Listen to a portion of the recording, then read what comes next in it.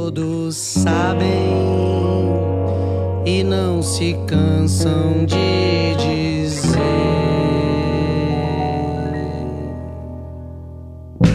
Uma mulher boa é uma mulher limpa, e se ela é uma mulher... Bom dia, boa tarde, boa noite. Eu sou o Conrado Corsaletti e este aqui é o Politiquês, o podcast de política do Nexo.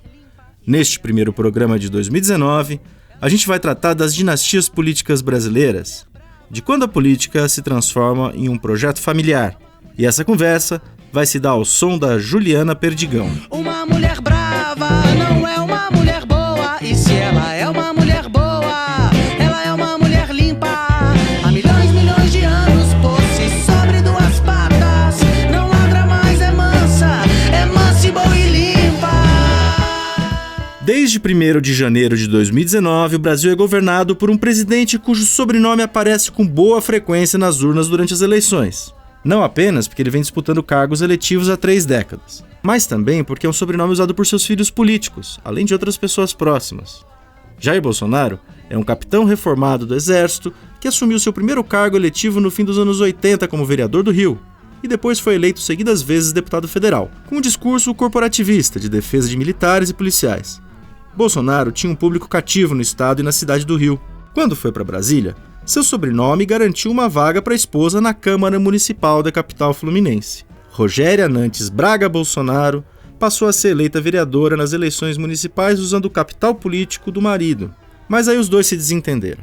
Em entrevista à revista Isto é Gente, em fevereiro de 2000, Jair Bolsonaro deu a seguinte declaração, abre aspas: "Meu primeiro relacionamento despencou depois que elegi a senhora Rogéria Bolsonaro vereadora em 92. Acertamos um compromisso. Nas questões polêmicas, ela deveria ligar para decidir o voto dela.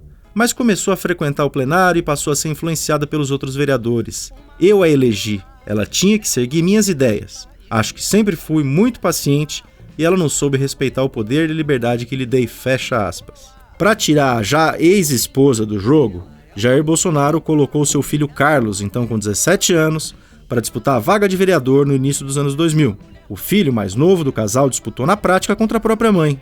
Foi o mais votado naquela eleição para vereador. A mãe ficou na suplência. O sobrenome de Jair garantiu a eleição do filho. 3 anos depois, foi a vez do primogênito, Flávio Bolsonaro, disputar uma vaga na Assembleia Legislativa do Rio. A partir de então, passou a ser seguidamente eleito deputado estadual. O nome Bolsonaro já garantia para Jair uma vaga na Câmara dos Deputados e uma vaga para o primogênito na Assembleia Legislativa. Carlos seguia como vereador na capital fluminense, ou seja, a família estava nos 3 níveis do poder, federal, estadual e municipal. O nome Bolsonaro extrapolou o voto corporativo e ganhou tração com a ascensão de um discurso de extrema-direita, um novo conservadorismo que começava a tomar conta da política nacional. Nesse embalo, um outro filho do capitão foi para a urna. Eduardo Bolsonaro foi eleito deputado federal junto com o pai em 2014. Jair pelo Rio, Eduardo por São Paulo.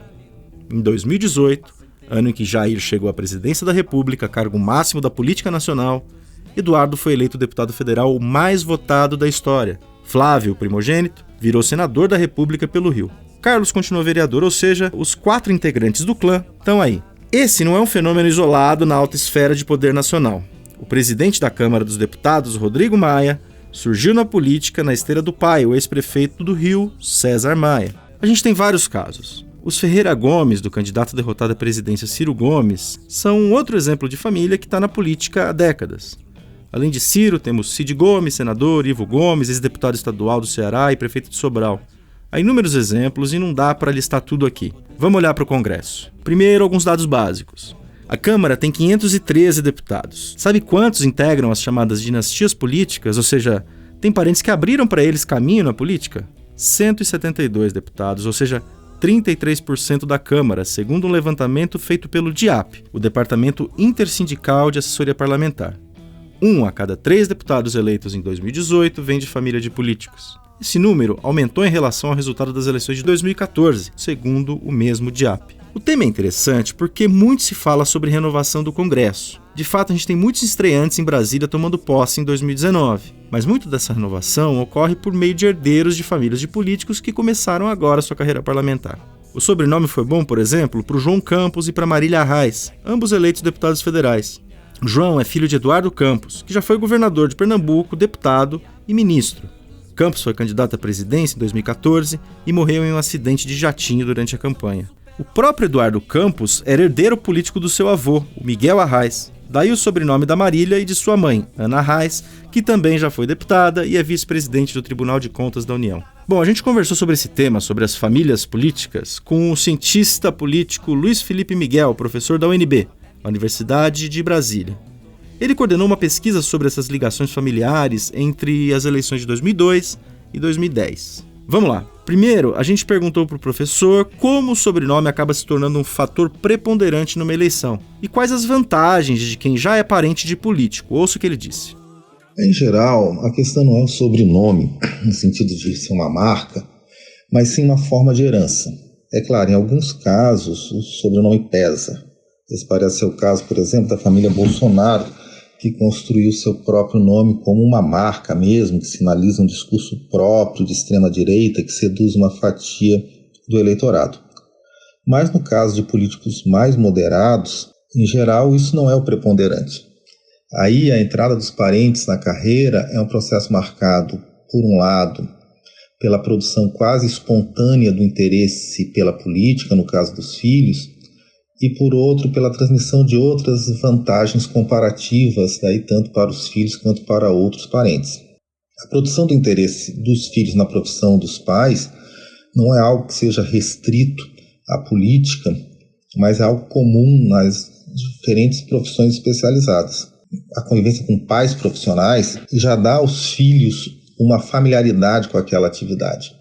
Então é frequente que médicos, advogados, dentistas, jornalistas, engenheiros, assim por diante, tenham filhos que vão seguir a mesma profissão.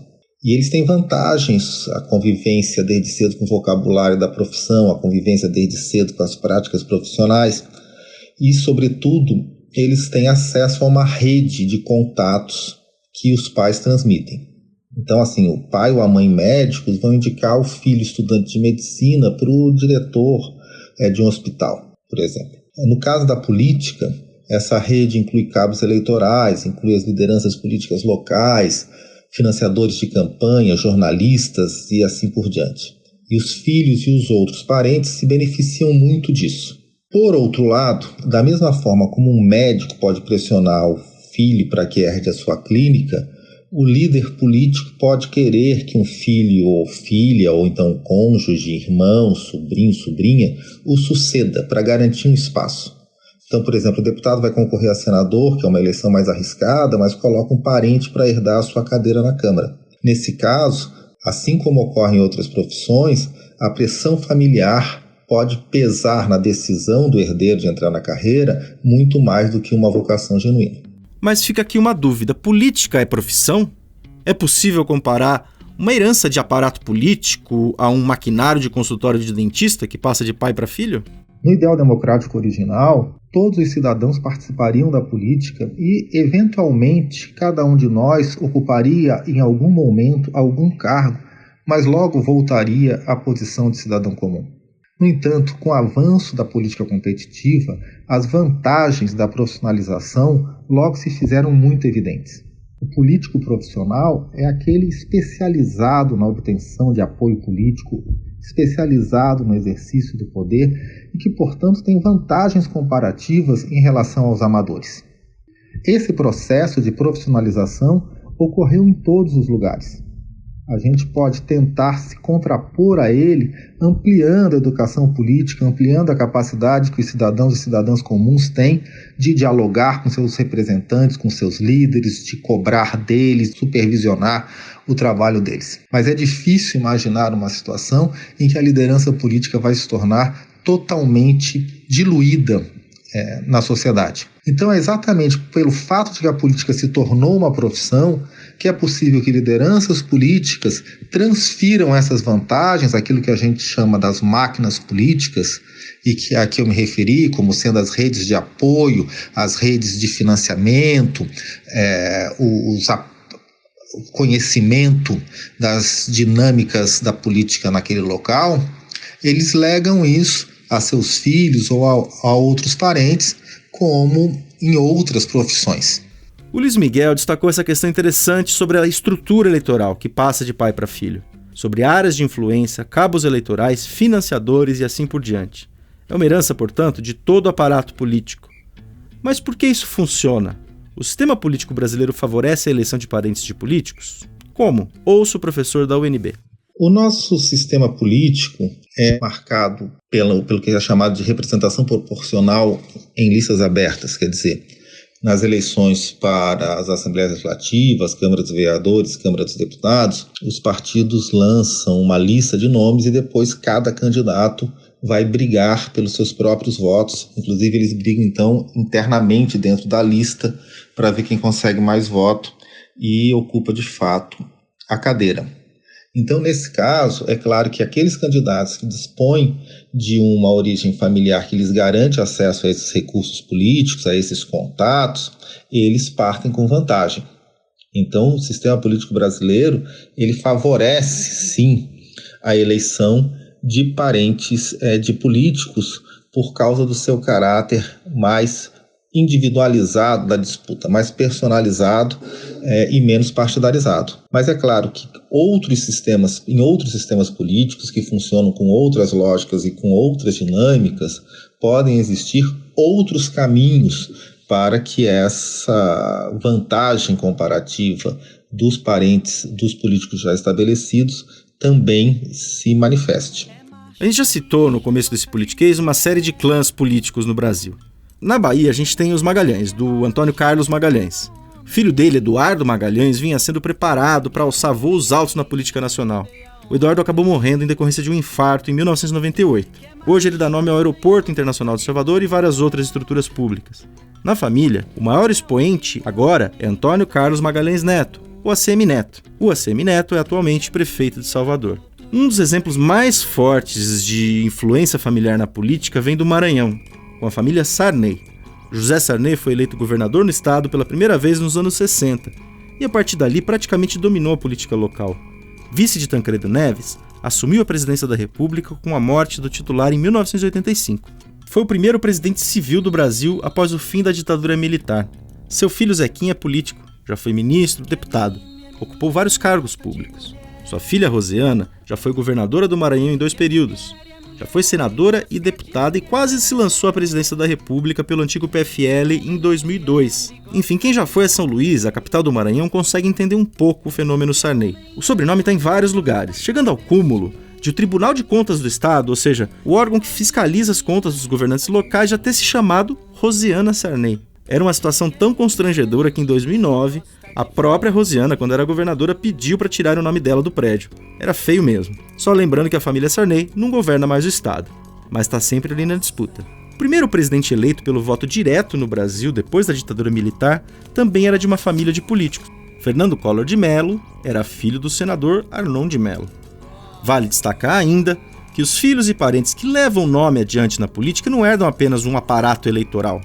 Levam consigo quase sempre uma visão de mundo, uma ideologia muito parecida com aquela do patriarca. Bom, mas vamos em frente. Uma questão que surge é a seguinte: esse é um fenômeno tipicamente brasileiro? Há exemplos de outros países onde isso também ocorre de forma significativa?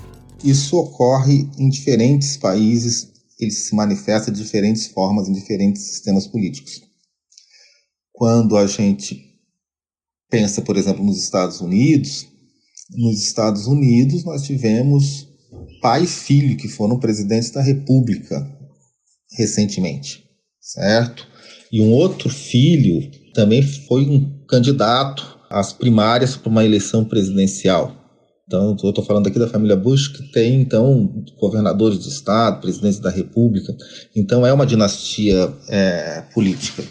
No caso dos Estados Unidos, é muito comum, ou relativamente comum, que porque lá o sistema é o chamado voto distrital, em suma, concorrem candidatos para cada vaga específica no Congresso. Quando morre um deputado, a vaga é aberta, tem novas eleições, e é muito frequente que a viúva do deputado acabe ocupando a sua vaga, porque ela já herdou toda a rede de contatos que facilitam a eleição. Quando a gente tem sistemas com partidos mais fortes, essa vantagem comparativa é a vantagem das redes dentro dos partidos, para garantir a possibilidade da candidatura e a candidatura em condições de ocupação de cargo. Então, é um fenômeno que, é claro, no caso brasileiro é muito forte pelas características do nosso sistema eleitoral, mas é um fenômeno difundido nas democracias eleitorais no mundo todo. O professor citou o caso dos Bush, que já tiveram o George Bush, o Bush pai, presidente americano no início dos anos 90, e depois um dos filhos dele, o George W. Bush, presidente americano na década seguinte. Os americanos ainda têm a história dos Kennedy, além de vários outros exemplos. Mais recentemente, tem a tentativa da Hillary Clinton, esposa do ex-presidente Bill Clinton, de chegar à Casa Branca. Aqui do lado do Brasil, a gente tem a Argentina, com um amplo histórico de projetos político-familiares, dos Perón aos Kirchner. Agora vamos tentar abrir uma outra gaveta para essa conversa. Essa questão das chamadas dinastias políticas pode ser analisada a partir de um recorte ideológico? Há incidência maior de parentes que entram na política a partir de recortes como conservadores e liberais, ou esquerdistas e direitistas? Na verdade, existem famílias políticas formadas tanto à esquerda quanto à direita. Mas, historicamente, elas tendem a ser mais comuns à direita. Isso porque, na esquerda, é mais presente a liderança política construída por meio da participação em movimento sindical, em outros movimentos sociais e assim por diante. Isso não quer dizer que não tenha carreiras vinculadas à herança familiar na esquerda também. Sobretudo, quando a esquerda chega ao poder, essa herança se torna mais atraente e se torna mais provável que essa transferência ocorra. Mas é mais comum, é mais frequente, é mais forte na direita política. José Dirceu, por exemplo, era deputado e chegou ao poder central em 2003 como ministro-chefe da Casa Civil do governo Lula. Só para a gente destacar aqui um exemplo na esquerda brasileira. Seu filho, Zeca Dirceu, desde então venceu eleições para prefeito em Cruzeiro do Oeste, sua cidade natal, no Paraná, e também virou deputado federal. Existem outros, como a gente citou aqui antes, no caso dos Ferreira Gomes, no Ceará, e dos Campos, em Pernambuco. Aqui em São Paulo, a gente tem os Tato, cujos irmãos petistas exploram o capital eleitoral que a família tem na zona sul da capital. Eles costumam ser eleitos vereador, deputado estadual e federal.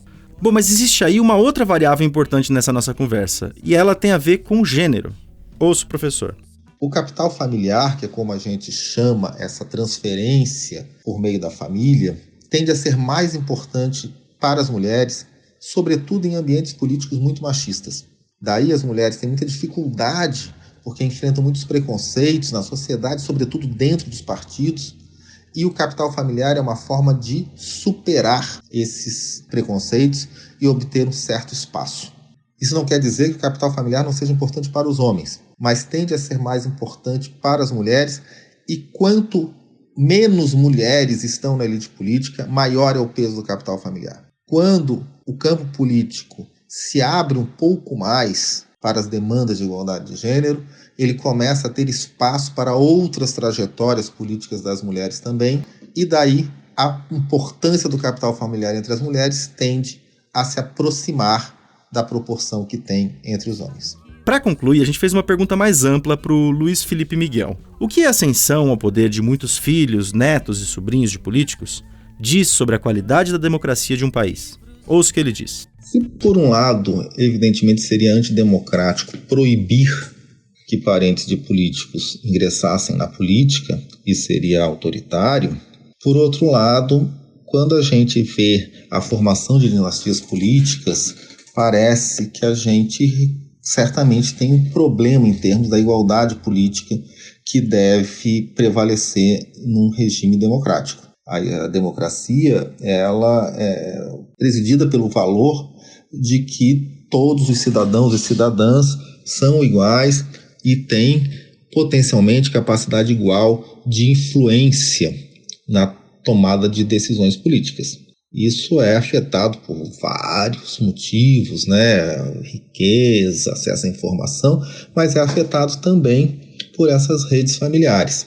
Então, é claro que é importante que, para uma democracia alcançar um patamar de maior qualidade, que existam múltiplos caminhos para o ingresso na elite política.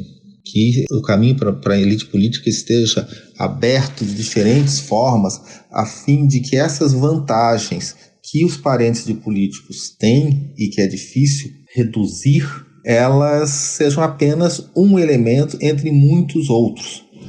Então, por exemplo, a gente nota uma correlação negativa entre a preponderância da presença de parentes de políticos e a força de participação em movimentos sociais como caminho para o ingresso na liderança política, porque os movimentos sociais eles são menos suscetíveis à pressão da família na produção de suas próprias lideranças, são lideranças produzidas nos embates cotidianos. Então, quando a gente abre, por exemplo, o sistema político para o ingresso por meio dessa participação em movimentos sociais, a gente está reduzindo o peso das dinastias políticas. Isso, aquilos, coisas que eu vendo a metro. É isso aí, pessoal. Vamos agora para nossa dica de livro. E quem dá a dica é a jornalista Adriana Del Ré, subeditora de Cultura do Estadão. Vai lá, Adriana. Em 68, o mundo passava por transformações sociais e políticas que inevitavelmente refletiram no Brasil. O jornalista Zueni Ventura não só foi testemunha desse período no país, como fez um mergulho no tema e o resultado é um dos seus livros mais elogiados. O livro 1968, O Ano que Não Terminou, lançado pela Objetiva, faz um panorama definitivo desse período no país, marcado pela ditadura e pela criação do AI-5 e pelas manifestações estudantis. Ele fala também de como esse período influenciou a nossa cultura, que acabou se tornando uma ferramenta de resistência. É um livro imprescindível para entender o país de hoje. Com produção de Laila Moalen e colaboração de Ricardo Monteiro e José Orenstein, a gente termina aqui o primeiro Politicase de 2019. Espero você na semana que vem. Abraços!